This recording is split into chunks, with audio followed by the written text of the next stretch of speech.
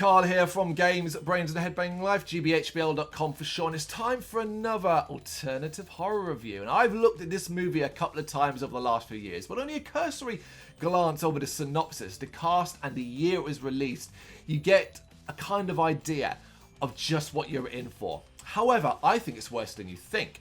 It's really, really stupid and sends out a completely wrong message where you're screaming for the main character to end up alone, possibly even in prison. Then you've gone wrong if that's the mindset, because that's not what you're supposed to fucking think. Also, incest jokes. I am not kidding. A ton of incest jokes. Released in 2004, Surviving Christmas was directed by Mike Mitchell and written by Harry L. Front, Deborah Kaplan, Jennifer Ventimiglia, and Joshua Sternian, based on a story by Elfont and Kaplan. Now, doesn't that just scream good stuff? 4 writers to convert a story by 2 of the same writers. If you think we're staying after that display, think again. Trollops who pose for dirty pictures and various incestuous overtones and old, unexplained men. This is without a doubt the worst Christmas that Oh, shut up, Letitia! The movie stars Ben Affleck, James Gandolfini, Christina Applegate, and Catherine O'Hara. Now, isn't that just a cast that fills you with Christmas cheer? Each has done fantastic work and can all be called great actors, but none of them, I'm telling you now, none of them are going to be putting this on their CV. So first things first, this looks and feels like the era it was made in. Visually, it is not aging well, and a lot of the time almost looks like a straight-to-TV movie. But of course, visuals aren't all that. We're here for story, and what a story this is. That guy is still here. Yeah, I know. Why is he still here? He's given us $250,000 to be his family for Christmas. Affleck stars as Drew Latham, a wealthy, and we mean wealthy, advertising executive who lives the high life detached from Christmas, while also being very secretive about his family. This gets the ire of his girlfriend Missy, played by Jennifer Morrison, who is outraged that he booked them a trip to Fiji over the Christmas period, as she wants to spend it with their families. She massively overreacts here, even if she does have a point. She ends up storming out as Drew is left alone for Christmas. Oh, boo fucking who. Freaking out for some reason, he hunts down his therapist at the airport for some wacky visual gags while looking for answers. He's told to write all his grievances down on a bit of paper, go to somewhere that reminds him of his childhood and set it on fire, effectively releasing them all. It's some new age bullshit. Seemingly wowed by his therapist's knowledge, the look on his face here, you can just be like, I'm acting, and you're just like, oh my god, how did you ever become a star, Ben Affleck? Drew goes to see his childhood home. That's where he ends up going, where the Valco family now live. He is seen from the window acting strange in their front yard, prompting Tom Valco, the father of the family and played by James Gandolfini, to come out and basically attempt to murder him. I'm not joking, he belts him around the head with a snow shovel. I was expecting the end credits like, well, that's it, he's dead. Tom ends up prison, the family's ripped apart, end of the movie. But of course not. Drew comes round, waking up inside the family home watched on by Tom, Christine, played by Catherine O'Hara, and their son, Brian, played by Josh Zuckerman. I forgive you.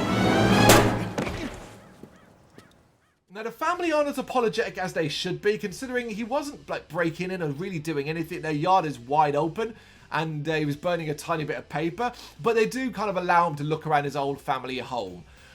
Seeing as I guess they tried to kill him, it's like, well, maybe if we let him do this, he won't press charges. But as he leaves, Drew gets an idea. The most terrifying idea ever. He wants to buy the family for Christmas. Oh, look, I'm not joking. He offers them $250,000 to pretend to be his family for Christmas. Something Tom is more than happy to agree to, whereas the rest, the other two, kind of just go along with. I mean, you ask yourself, what would you do in this situation? Someone offers you $250,000 to pretend to be their family for the year. You're probably going to say yes, while being very wary that you could end up hung up like a bit of meat in the basement. It's fine. It's just really fucking weird. Mr. Latham agrees to pay the sum of $250,000 to the Valcos for services rendered until 11:59 p.m. on Christmas Day. And for said sum, the Valco family will aid Mr. Latham in recapturing those childhood Christmas memories, including, but not limited to, all-due festiveness, celebrations, various and sundry merriments, and Yuletide glee. So let's talk about the family for a moment. Through the demeanor and, I guess, constant snipping at each other, it's clear Tom and Christine are not a happy couple. Whereas Brian, the teenage boy, is basically obsessed with his new computer. There's something that dates this. And looking at adult sites. How fun, right? The family, they're quick to agree to Drew's offer because they really don't have much going on and they're not really looking forward to Christmas. But annoyingly, almost immediately stop playing along and refuse to do almost anything Drew wants. He is constantly forced to basically blackmail them into doing things such as putting on a Santa hat, going tree shopping, taking part in a snowball fight, and so on. It's really weird, it's not entertaining, because Drew seems to regress, but is totally aware of what he is doing, and the family go from sarcastically taking part to just outright refusing. If you don't want to do it, just kick the guy out. I don't understand these segments of the movie. You have Drew behaving like an absolute baby, calling them mum and dad, and running around in pajamas and wanting to play snowball fight with Brian and stuff like this, but at the same time breaking character, as it were, and being basically like, look, I ain't going to give you that money if you don't play along, but it's part of the contract if you don't put the Santa hat on. It's just like, this is really uncomfortable. He comes across horrible, but the fact that they're just like, okay, we'll play along with this, we're going to get $250,000 out of it come Boxing Day. It's literally, I think, the equivalent of a week in this movie. And they're like, no, I won't put a Christmas hat on. No, I won't play snowball fight with you. Just don't do it. Kick him fucking out. It's so absurd. And everybody just comes across mean-spirited. Of course, if your brain hasn't leaked out of your ears already, it'll become painfully clear that Drew will be the key to fixing this broken family, which is fucking absurd, as he is the villain of this piece.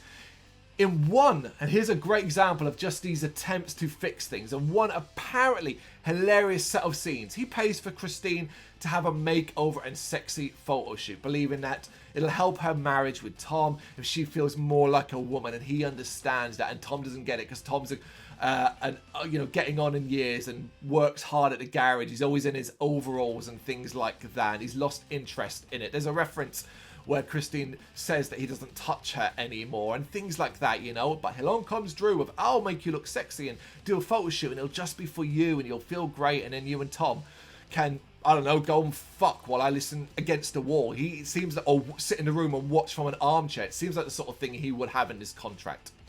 But if you didn't think this movie was fucked up enough at this point, this scene, her sexy photo shoot scene, will do it for you. We get an over-the-top Udo Kier playing Heinrich.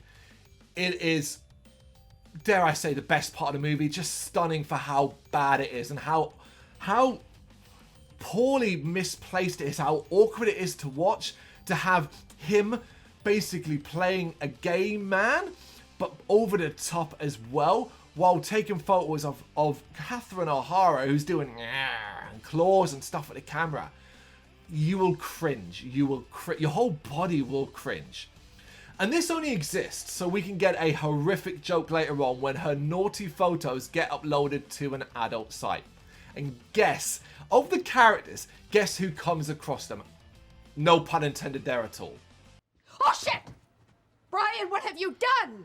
Tom, I don't know what that is. I do. It's my wife on my son's computer shooting a V for victory with her legs. This so funny mean-spiritedness finally takes a break when Alicia comes home, the older daughter of the family played by Christina Applegate.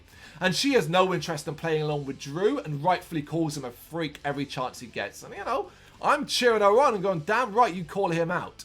But wouldn't you know it, he talks her into having fun with him and they begin to fall in love.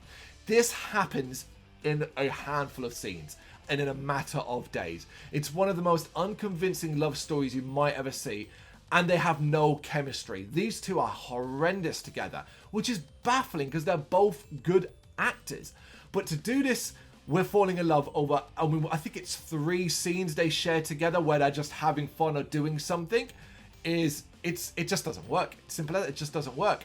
Of course, eventually things all start to go awry when Missy returns to the movie, calling up Drew, having found out that he is visiting his family. She is overjoyed as she believes he took what she said to heart and now wants to go to Fiji with him. He's over the moon. Yes, let's go to Fiji. Yep, this family thing with this family. It's not working out, so I will go to Fiji with you and leave them to it.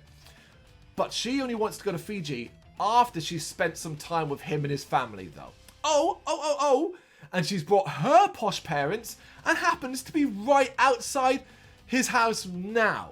Of course, cue the hijinks and the chaos as Drew tries to hide the truth from Missy and her folks while also hiding his relationship with Missy from Alicia. We're supposed to like this guy. Of course, it does inevitably blow up in his face, resulting in everyone going their separate ways. Will Drew have to spend Christmas alone now? Come on. You already know what's going to happen, and it is infuriating. As a character, he learns nothing. He deserved to be alone. He deserved to go to prison for his baffling buying of a family behaviour. It would have made a more fitting ending. A great example of how little he learns is at the end of the movie we see him writing down a single grievance and burning it, a la the therapist's advice. He should have written something like my behaviour or my selfishness on it. But what does he write?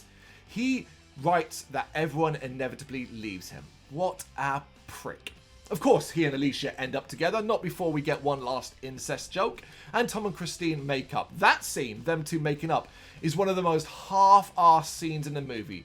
And apparently everyone lives happily ever after. Fucking terrible. So who are you renting for New Year's? Because, you know, us Falcos, we book up kind of fast. I see that. And I'd get on it. Yeah. Who would find this funny? That's what baffles me. This is supposed to be a comedy more than anything else.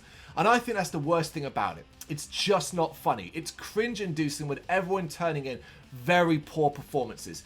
The jokes are too adult for kids, but the film is too kiddie for adults. Who the fuck is this for?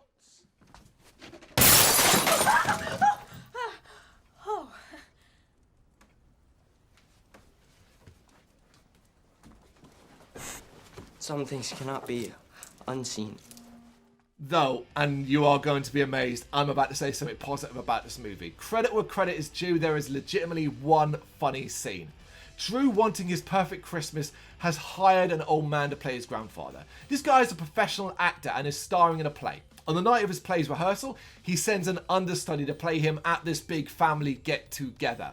Tom sees him outside and tells Drew, look, you're not going to want to let him in. It's not a good idea to let him in. Drew, obviously panicking and in a bad situation for him, is not listening because of this whole situation and insists that Tom lets him in. So Tom's like, all right then, and who should come storming in? Let's just say everyone in this family is white. It's actually really funny. I laughed out loud at this scene. It was my favourite part of the movie. But that's it. That's all you're going to get. In the end, surviving Christmas. It's the real Christmas miracle. Have you seen this movie? If you've got any thoughts on it, you know what to do. Drop them in the comments. Thank you very much for watching. You can check us out on gbhblofficial as well as on Facebook, Instagram, Twitter and Tumblr.